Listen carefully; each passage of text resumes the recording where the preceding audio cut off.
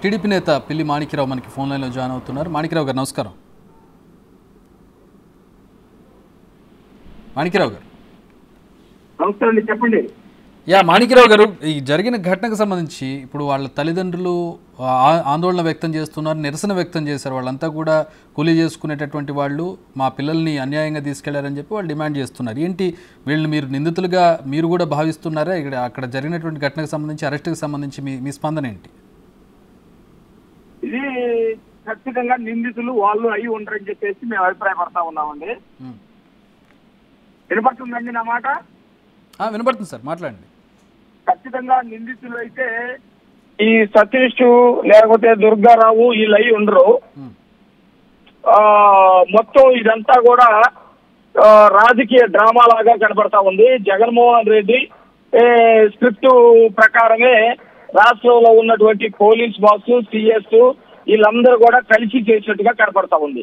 అయితే తెలుగుదేశం పార్టీ కానీ మిగతా రాష్ట్రంలో ఉన్న ఈ ప్రతిపక్షాలు, ప్రజా సంఘాలందరూ కూడా దీని మీద ఖచ్చితంగా నిగ్గు తేల్చాలని సిబిఐని ఎప్పుడైతే డిమాండ్ చేసిందో, సిబిఐ కనుక రంగంలోకి దిగితే జగన్మోహన్ రెడ్డి వ్యూహాలన్నీ బయటపడతాయని, తప్పులో భాగస్వాములైనటువంటి CS, DGP, CP Rana garu వీళ్ళందరూ కూడా దానిలో భాగస్వాములని బయటపడిద్దని ఎవరో ఒకరిని తీసుకొచ్చి కోడి కత్తి లాగా బలి చేయాలనే ఉద్దేశంతో ఈ సతీష్ ని, దుర్గారావుని, సంతోష్ ని, చిన్న చరిత్రని వీళ్ళని తీసుకొచ్చినట్టుగా అర్థమవుతా ఉంది.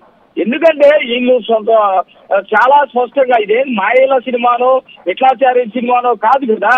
ఒక రాయి ఒకరికి తగిలి, ఆ తర్వాత ఇంకొకరికి తగిలి, ఆ తర్వాత కాలుకి తగిలి ఇంతమందికి గాయం చేయడానికి ఇదేమన్నా విట్లాచార్య సినిమానా? ఎట్టి పరిస్థితుల్లో కాదు.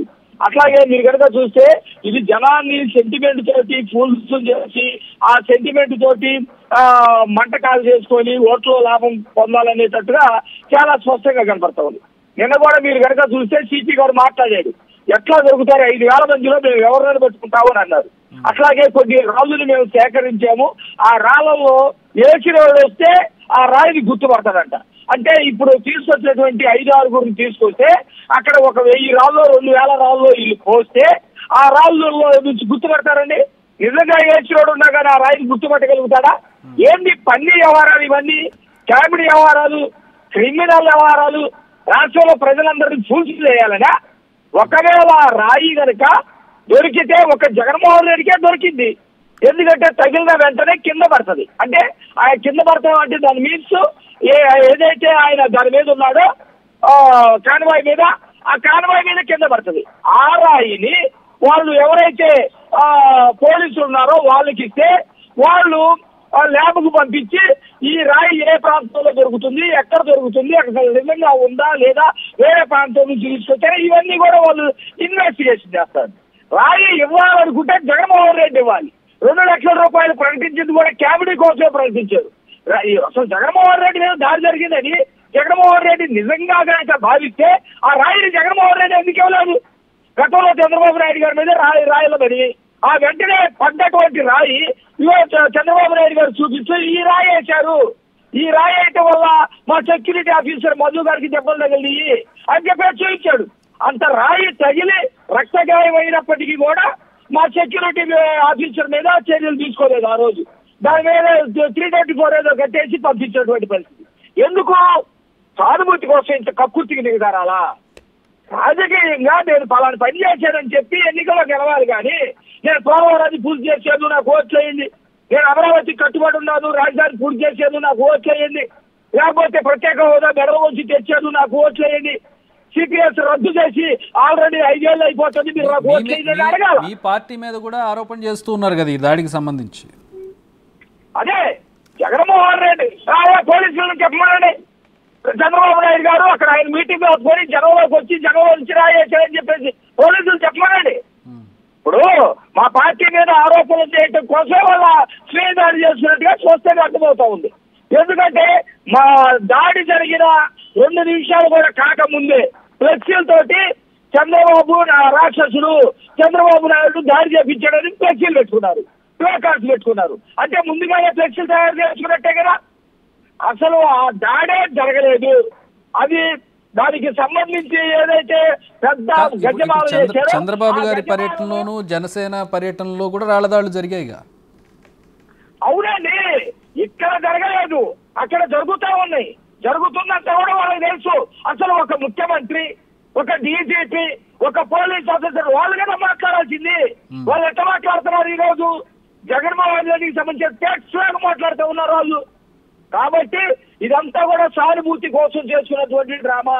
ఆంధ్ర రాష్ట్ర ప్రజలు అవివేకులు కాదు, అమాయకులు కాదు. మాణిక్యరావు గారు నిజంగా రాళ్ల దెబ్బలు తగిలినాయి అని చెప్పి సానుభూతి పొంది ప్రజలు ఓట్లేసేసే అంత స్థితిలో ఉన్నారా ఏపీ ప్రజలు?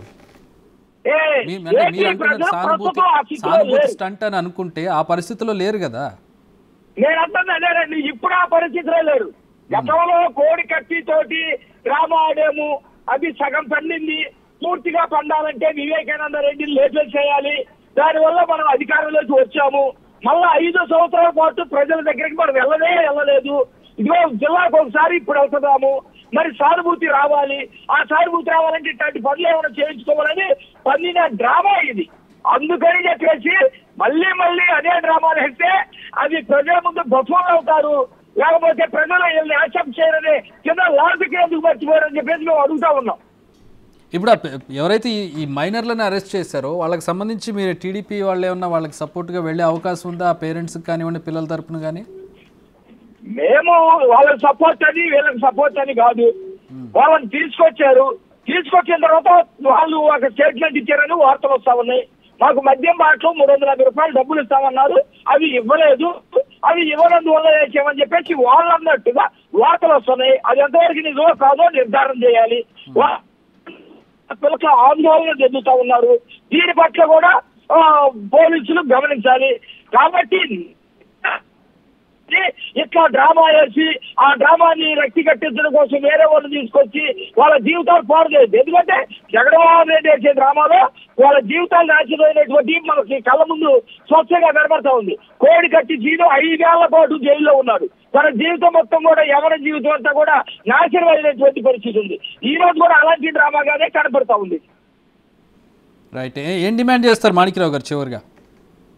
సిబిఐ ఖచ్చితంగా దీనిలో ఇన్వెస్టిగేషన్ చేయాలి.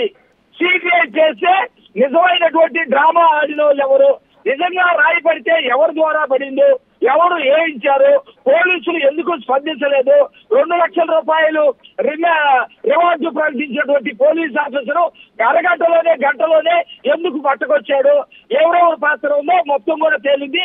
అందుకనే ఈ విషయంలో సీరియస్ గా సిబిఐ ఇన్వెస్టిగేషన్ చేయాలని మేము డిమాండ్ చేస్తా ఉన్నాం. Right, thanks for joining with us Manikyarao గారు. అది టీడీపీ నేత పిల్లి మాణిక్యరావు స్పందన చూసాం. సిబిఐ ఎంక్వైరీని డిమాండ్ చేస్తూ ఉన్నారు టీడీపీ నుంచి.